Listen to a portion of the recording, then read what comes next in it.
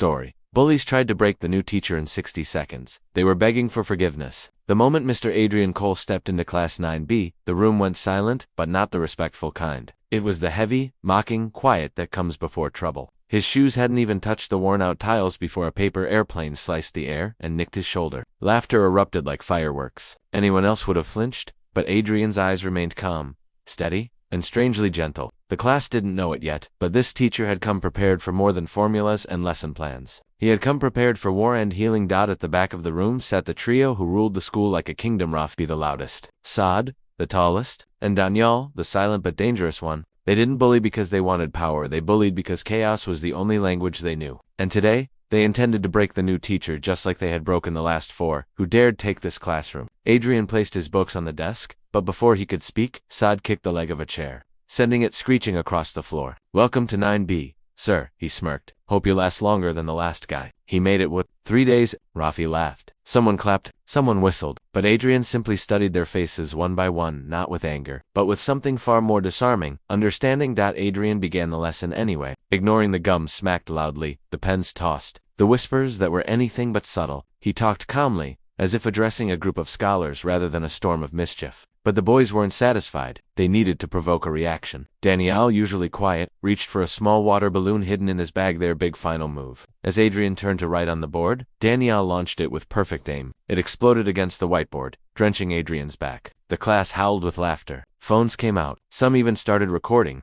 But instead of yelling, Adrian turned slowly, water dripping from his shirt, and said in a voice so soft it sliced through the noise, 60 seconds. The laughter died down. 60 seconds for what, sir? Saad scoffed. Adrian placed the marker down. 60 seconds to let me show you something, he said. Something about his tone, steady, unshaken, was unsettling. Against their own instincts, the class went quiet. Adrian walked to his desk, pulled out a battered wooden box, and set it down. His fingers trembled slightly, but his voice did not. "Before you decide who I am," he said, "watch this." He opened the box and took out a photograph. A young boy in a hospital bed, bruised, terrified, barely recognizable. "This," Adrian said, "was me at 13.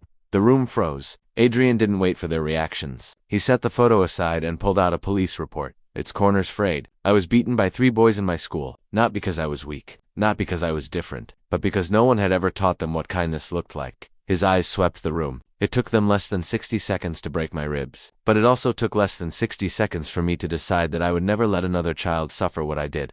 A shiver ran through the room. Not guilt yet, but something close to awareness. But Adrian wasn't done. He revealed one last item, a torn notebook. "This belonged to the leader of the group who hurt me. I kept it because inside were pages of drawings, beautiful ones. Talent no one noticed because all people saw was trouble." He flipped the notebook toward the class. "Bullies aren't born. They're created, and most of them were hurting long before they hurt others." The room felt smaller suddenly. Daniel stared at the notebook like it was a mirror. Rafi's grin faded. Saad's jaw clenched. They thought they were about to break the new teacher, but in less than a minute, he had cracked open something inside them instead. Then, Adrian did something no teacher had ever attempted. He asked the class to stand and close their eyes. Most resisted at first, but something in him made them obey. "Think," he said softly, "of the last time someone made you feel small. The last time you felt ignored, unwanted, or unimportant." Silence deepened. Even the troublemakers lowered their heads. "Now," he continued, "imagine handing that pain to someone else. Imagine making them feel what you felt. Does it make you stronger? Or does it only remind you that you're still hurting?" Daniel's throat tightened. Rafi blinked hard. Saad's fists loosened. Adrian let them sit. He didn't lecture. He didn't accuse. He simply said, "You can break a person in 60 seconds. Or you can change someone's life in 60 seconds. Today, you choose which one you want to be." The trio couldn't look up. The room waited. And then, something unbelievable happened. Daniel quiet. Stone-faced Daniel stood up first. His voice cracked as he spoke. "We're sorry."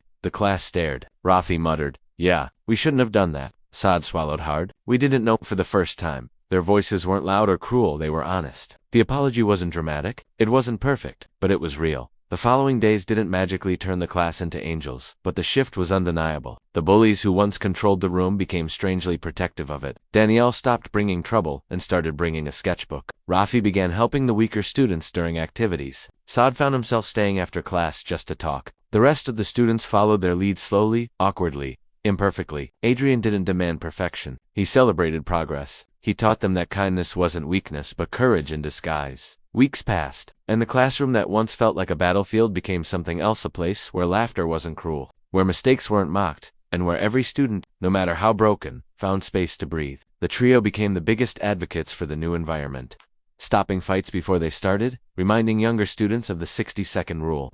Adrian never bragged about transforming them. He simply watched quietly as seeds he planted began to grow. The real turning point came months later, during the school's annual event. Daniel, trembling but determined, stood on stage holding a canvas. He unveiled a painting and image of a classroom filled with shadows, and in the center, a single beam of light illuminating a teacher standing strong. Beneath it was a caption, "1 minute changed us. One teacher saved us." The crowd fell silent. Teachers wiped tears. Students cheered. Adrian, standing near the back, felt his own eyes sting. Not because he needed praise, but because the boys who once tried to break him had found a way to rebuild themselves. By the end of the year, 9B was unrecognizable. Not perfect, not flawless, but human, kinder, stronger, and every time someone asked what happened to the class that had chased away teachers for months, someone from the room would smile and answer, "It only took 60 seconds. And Adrian would think to himself that maybe, sometimes, the most broken places are waiting for the right person to walk in, not to fight them, but to see them. In the end, the message was simply, you can choose to break or choose to heal. And the difference between the two can be as small as a single minute or a single act of courage.